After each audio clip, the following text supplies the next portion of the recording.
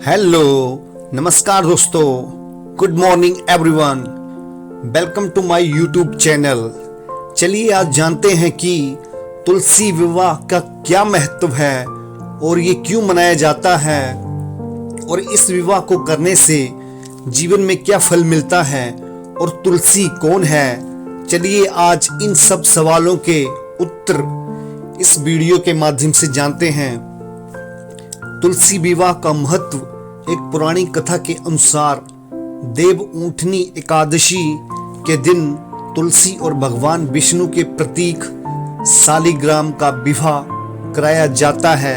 ऐसा माना जाता है कि इस विवाह को कराने से भगवान विष्णु की कृपा मिलती है और जीवन में सुख शांति और समृद्धि आती है। चलिए अब जानते हैं कि तुलसी विवाह का इतिहास क्या है। भगवान विष्णु जी ने उस शाप को स्वीकार किया और सालिग्राम बन गए। तब से भगवान सालिग्राम की पूजा की जाने लगी और भगवान विष्णु जी के कहने पर तुलसी जी और भगवान सालिग्राम के विवाह का प्रस्ताव रखा और तब से भगवान विष्णु की एक पत्नी तुलसी माता भी बन गई। चलिए अब जानते हैं कि तुलसी विवाह करने से क्या फल मिलता है। धार्मिक ग्रंथों में तुलसी विवाह को बेहद महत्वपूर्ण पर्व माना जाता है। कहा जाता है कि इस दिन तुलसी विवाह करवाने से साधक को कन्यादान के समान फल प्राप्त होता है।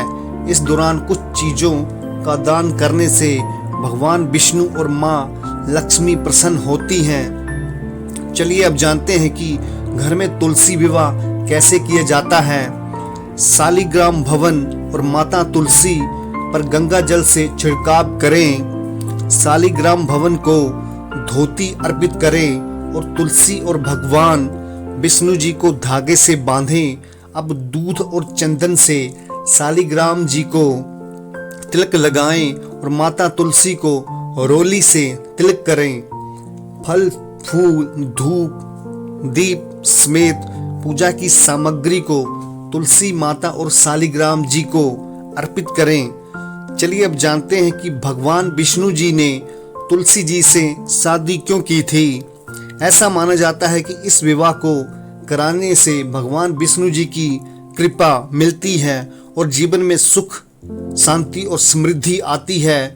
धार्मिक मान्यता के अनुसार जिन युवक या युवतियों के विवाह में परेशानी आती है और वे जल्दी विवाह करना चाहते हैं तो उन्हें तुलसी विवाह जरूर संपन्न करना चाहिए। कृष्ण जी ने तुलसी से शादी क्यों की थी। प्रचलित परंपरा के अनुसार भगवान विष्णु द्वारा वृंदा से अगले जन्म में विवाह करने के आशीर्वाद के अनुसार भगवान विष्णु जी ने सालिग्राम के रूप में प्रबोधिनी एकादशी के दिन तुलसी से विवाह किया था। इस घटना के उपलक्ष्य में तुलसी का विवाह का समारोह मनाया जाता है। मृत्यु से पहले तुलसी का पानी क्यों दिया जाता है। तुलसी के पत्तों में मिला जल मरने वाले व्यक्ति को दिया जाता है ताकि उसकी आत्मा स्वर्ग में जा सके। जिस तरह तुलसी का सम्मान करना फलदायी होता है, उसी तरह उसकी अवमानना भगवान विष्णु जी के क्रोध को आकर्षित करती है। इससे बचने के लिए सावधानी बरती जाती है। पौधे के पास पेशाब करना, मल त्याग करना या फिर अपशिष्ट जल फेंकना वर्जित है। तुलसी को घर के बाहर क्यों रखा जाता है। चलिए अब जानते हैं। तुलसी एक ऐसा पौधा है जिसकी हम सभी पूजा करते हैं क्योंकि ये घरों में सद्भाव और खुशियां लाता है और इसी कारण से पौधों को हर समय स्वस्थ और खिले रहने की आवश्यकता होती है। इसीलिए पौधों को घर के अंदर रखने से उनकी वृद्धि को बढ़ावा नहीं मिल सकता है, इसीलिए उन्हें बाहर रखना चाहिए। तुलसी के पौधे पर कुत्ते क्यों पेशाब करते हैं।